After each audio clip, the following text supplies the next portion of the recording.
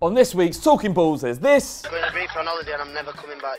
And this. I've never been a fan of Keith's. And this. I think most people will agree that the SPL isn't as strong a league throughout it than the Championship.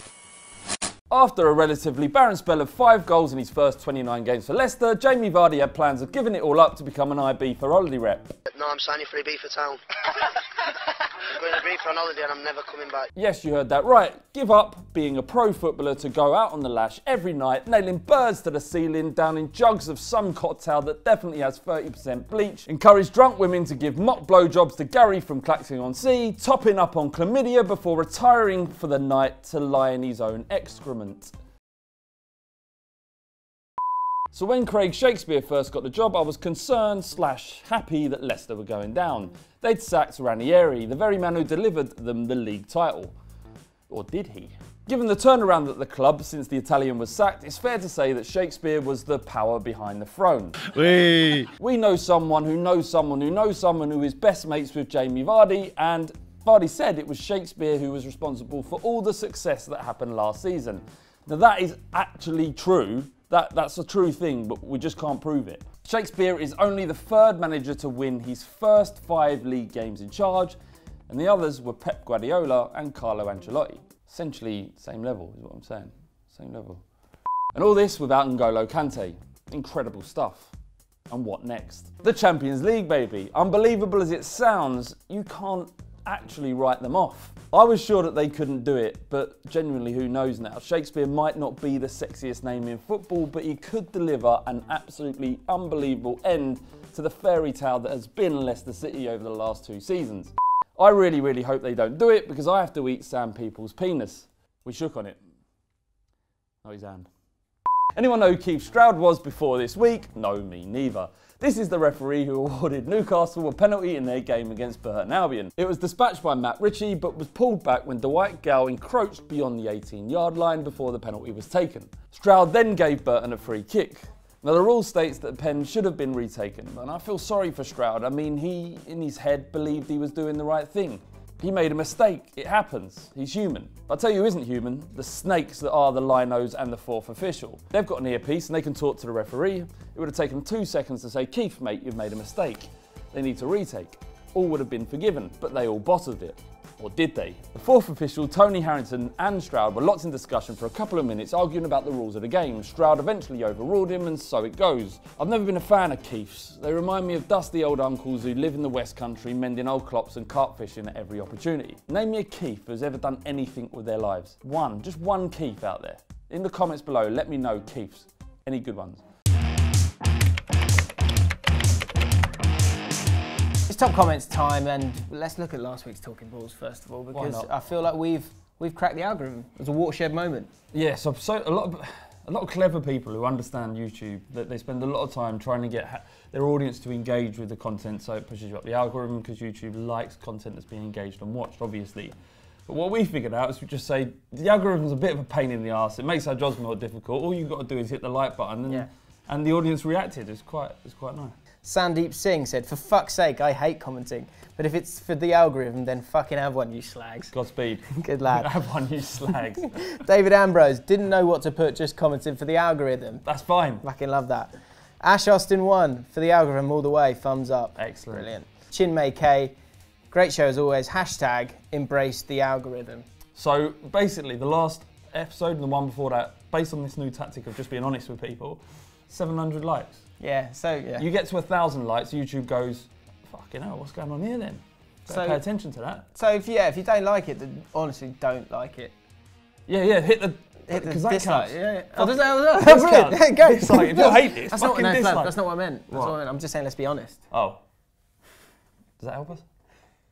Just hit the dislike button. Craig does that help us.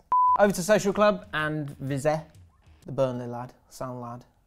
Didn't like that, did you, Craig, that accent? Another accent, bringing you all the good accents. Right, move forward. Vizé was on Social Club and he did well, but he had a bit of a baptism of fire. Sean Rush wasn't happy. 236, the Burnley lad has got his leg the wrong way. Come on, mate. All we ask is for synchronisation. He'll just be really hard to beat. Yeah. That is number one. Very true. Which is a fair point. Vizé, to his credit, did say sorry. I mean, I wouldn't take it to heart too much. Yeah, he dealt with criticism there. He's done really well. Let's talk about actual football now. And Koeman. What? Yeah, no, we'll give it a go, see what happens. Koeman, getting a bit salty with Jurgen Klopp, and they're celebrating things like that. And apparently he hasn't got a leg to stand on. Not literally. See my heart. In 1998, after Holland beat Germany at Euro 88 in Germany, Koeman swapped his shirt with Olaf Thon. Koeman then went over to the Dutch fans and wiped his arse with the German shirt in front of them. What right does Koeman have to comment or criticise anyone on celebrating, over-celebrating, or being professional? Yeah. He's lippy. Martin O'Neill stuff, now this stuff. Yeah. He needs to rein it in a little bit because I don't like it. I mean, Can we not all get along? I think also he's kind of human. He's just lost, and when you lose and you see your opponents celebrate wildly, it is one of the most irritating things on earth, isn't it? You're built to be irritated by someone else throwing it in your face. It's essentially what Klopp's doing. But in that moment, Klopp is going crazy because his team are just beating their rivals 3-1. So you completely understand that. And finally, and leading to our question of the week, this top comment comes from Joe Ross. Now, we were talking about Celtic and how they would get on in the Premier League, and this then moved on to Moussa Dembele and how good he is. And I think there's an interesting talking point here. So here's the comment. Moussa Dembele in the Championship 15-16 season for Fulham, 43 appearances, 15 goals. For Celtic this season, 27 appearances, 17 goals. That tells us all about the level of football in Scotland and where Celtic actually are. I think it was a natural progression, a good learning step for Dembele to go to Scotland and learn his trade there. I don't think anyone debates the fact that the Championship is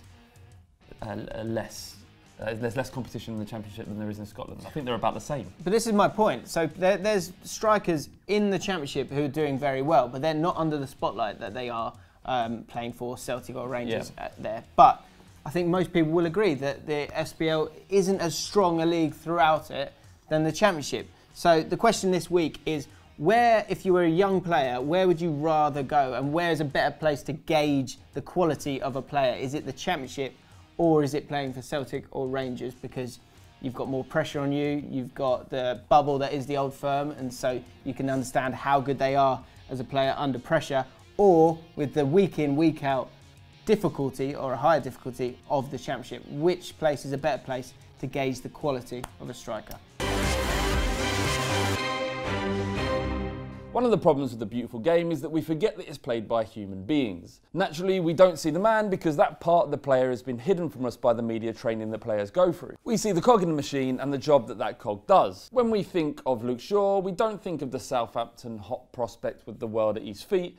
We think of his broken leg, and then we think of what Mourinho and Van Gaal has subjected him to. Mourinho fell short of calling Luke Shaw stupid after the game against Everton last week, but he did expose him by saying that the left-back played with his body, but did everything Mourinho told him to do from the touchline. I don't pretend to understand Mourinho's ways, how could I? But I do see the impact that such exposure can have on a human being. Shaw is 21. A boy. I can say that because I remember being 21 and I just about coped with the pressure of working life, let alone 74,000 people watching every move I made each week. It takes a unique strength and a unique individual to deal with that kind of pressure. If you're new to the channel, make sure you subscribe here, and if you like talking balls, perhaps you'll like some tits. This is the referee when Dwight Gale encroached beyond the 18-yard line. Guys, if you laugh every time I make a mistake, it's going to be a nightmare.